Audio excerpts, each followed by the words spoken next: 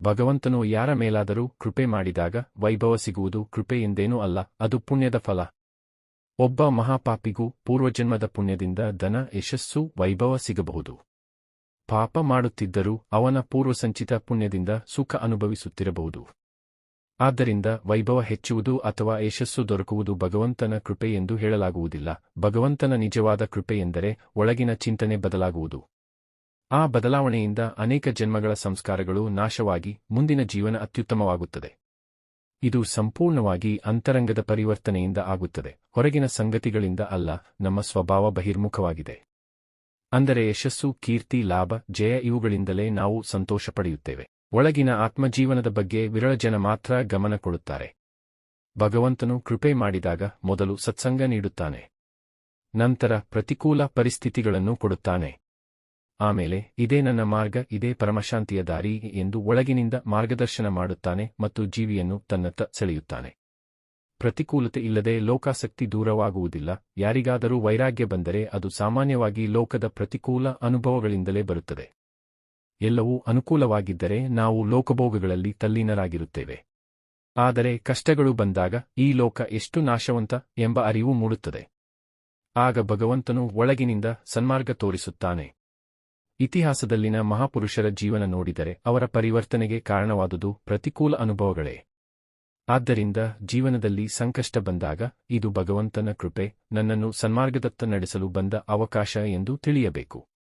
ನಿಮ್ಮ ಜೀವನವನ್ನು ಸತ್ಯದ ಮಾರ್ಗಕ್ಕೆ ತಂದುಕೊಳ್ಳಿ. ಈ ಜನ್ಮದಲ್ಲಿ ಭಗವತ್ ಪ್ರಾಪ್ತಿ ಆಗದಿದ್ದರೂ ಭಗವದ್ಗೀತೆಯಲ್ಲಿ ಶ್ರೀಕೃಷ್ಣನು ಹೇಳುತ್ತಾನೆ, ನನ್ನ ಭಕ್ತನ ನಾಶವಾಗುವುದಿಲ್ಲ. ಭಗವಂತನು ಅವನಿಗೆ ಶ್ರೀಮಂತ, ಸದ್ಗುಣಸಂಪನ್ನ ಕುಟುಂಬದಲ್ಲಿ ಪುನರ್ಜನ್ಮ ನೀಡಿ ಮತ್ತೆ ಭಕ್ತಿಗೆ ಅನುಕೂಲವಾದ ವಾತಾವರಣ ಒದಗಿಸುತ್ತಾನೆ. ಮುಖ್ಯವಾದುದು ಧನ ಅಥವಾ ಕುಲವಲ್ಲ, ಭಕ್ತಿಗೆ ಅನುಕೂಲತೆ. ಹೊರಗೆ ನೀವು ಹೇಗಿದ್ದರೂ ಇರಬಹುದು, ಸಂಸಾರದಲ್ಲಿ ಬದುಕಬಹುದು. ಆದರೆ ಒಳಗಿನ ಚಿಂತನೆ ಬದಲಾಗಬೇಕು. ಯಶಸ್ಸು, ಕೀರ್ತಿ, ಹಣ ಹೆಚ್ಚಿಸುವ ಆಸೆ ಕಡಿಮೆಯಾಗಬೇಕು.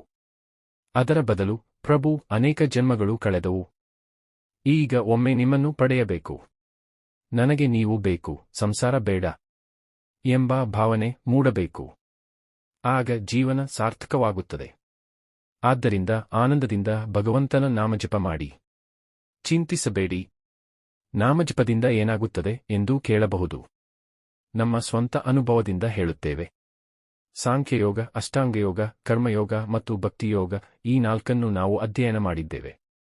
ಅನೇಕ ವರ್ಷಗಳ ಕಾಲ ಸನ್ಯಾಸಿಯಾಗಿ ಬದುಕಿದ್ದೇವೆ. ಎಲ್ಲವನ್ನೂ ತಿಳಿದು ಕೊನೆಯಲ್ಲಿ ಭಕ್ತಿಯೋಗದ ಮಹತ್ವವನ್ನು ಅನುಭವಿಸಿದ್ದೇವೆ. ಭಗವಾನ್ ಶಿವನಿಗಿಂತ ದೊಡ್ಡ ಜ್ಞಾನಿ ಯಾರು? ಆದರೂ ಅವರು ಸದಾ ರಾಮ ರಾಮ ರಾಮ ಎಂದು ಜಪಿಸುತ್ತಾರೆ. ಸನಕಾದಿ ಮುನಿಗಳು ಹರಿ ಶರಣಮ್ಮ ಎಂದು ಜಪಿಸುತ್ತಾರೆ. ನಾವು ವೃಂದಾವನವಾಸಿಗಳು ರಾಧಾಕೃಷ್ಣನ ಉಪಾಸಕರು. ಆದ್ದರಿಂದ ರಾಧಾ ರಾಧಾ ಎಂಬ ನಾಮದಲ್ಲಿಯೂ ಅದೇ ಪರಮತತ್ವವಿದೆ. ಇದು ಕೇವಲ ಭಾವನಾತ್ಮಕ ಮಾತಲ್ಲ, ಅನುಭವಿಸಿ ಹೇಳುವ ಮಾತು. ನಂಬಿಕೆಯಿಂದ ಹೇಳುತ್ತೇವೆ, ರಾಧಾ ರಾಧಾ ಎಂಬ ನಾಮಜಪ ಮಾಡಿದರೆ ಇದೇ ಜನ್ಮದಲ್ಲಿ ಭಗವತ್ಪ್ರಾಪ್ತಿ ಸಾಧ್ಯ. ನಮ್ಮ ಕೊನೆಯ ಉಸಿರಿನಲ್ಲಿ ರಾಧಾ ಎಂಬ ನಾಮ ಇದ್ದರೆ ನಮಗೆ ಶ್ರೀರಾಧೆ ಮತ್ತು ಭಗವಂತನ ಪ್ರಾಪ್ತಿ ಖಚಿತ. ಇದರಲ್ಲಿ ಯಾವುದೇ ಸಂಶಯವಿಲ್ಲ. ಆದರೆ ಜಪವನ್ನು ಕೇವಲ ಸಂಖ್ಯೆಯ ದೃಷ್ಟಿಯಿಂದ ಮಾಡಬಾರದು. ಮನಸ್ಸು ಸಂಪೂರ್ಣವಾಗಿ ಅದರಲ್ಲಿ ಇರಬೇಕು. ಕಣ್ಣು ಮುಚ್ಚಿ ಅಥವಾ ತೆರೆದು ಮನಸ್ಸಿನಲ್ಲಿ ರಾಧಾ ಎಂದು ಬರೆಯುತ್ತಿರುವಂತೆ ಭಾವಿಸಿ. ಅದನ್ನೇ ಕಿವಿಯಿಂದ ಕೇಳಿ, ಅದನ್ನೇ ಹೃದಯದಲ್ಲಿ ಅನುಭವಿಸಿ. ನೋಡುವುದು, ಕೇಳುವುದು ಮತ್ತು ಚಿಂತಿಸುವುದು ಈ ಮೂರು ಒಂದಾದರೆ ಅದು ಕೋಟ್ಯಂತರ ನಾಮಜಪಕ್ಕೆ ಸಮಾನ. ಉದಾಹರಣೆಗೆ, ಬಾಯಿಯಿಂದ 1000 ಬಾರಿ ರಾಧಾ ಎಂದು ಹೇಳುವುದು ಒಂದು ವಿಧಾನ. ಆದರೆ ಮನಸ್ಸಿನಲ್ಲಿ ಸಂಪೂರ್ಣ ಏಕಾಗ್ರತೆಯಿಂದ ಒಮ್ಮೆಯ ರಾಧಾ ಎಂದು ಸ್ಮರಿಸುವುದರ ಫಲವು ಸಾವಿರಾರು ಜಪಗಳಿಗೆ ಸಮಾನವೆಂದು ಹೇಳಲಾಗಿದೆ.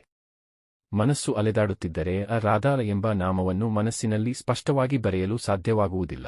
ಆದ್ದರಿಂದ ಪ್ರತಿದಿನ ಸ್ನಾನ ಮುಗಿಸಿ ಶಾಂತವಾಗಿ ಕುಳಿತು ಸ್ವಲ್ಪ ಸಮಯ ರಾಧಾ ರಾಧಾ ಎಂದು ಮನಸ್ಸಿನಲ್ಲಿ ಬರೆಯುವಂತೆ ಧ್ಯಾನ ಮಾಡಿ. ಇದನ್ನು ಜೀವನದ ಭಾಗವನ್ನಾಗಿ ಮಾಡಿಕೊಳ್ಳಿ. ನಂತರ ಅದರ ಫಲವನ್ನು ನೀವೇ ಅನುಭವಿಸುತ್ತೀರಿ. ಇದರಲ್ಲಿ ಯಾವುದೇ ನಷ್ಟವಿಲ್ಲ. ಆನಂದದಿಂದಿರಿ, ಭಗವಂತನ ನಾಮಜಪ ಮಾಡುತ್ತೀರಿ.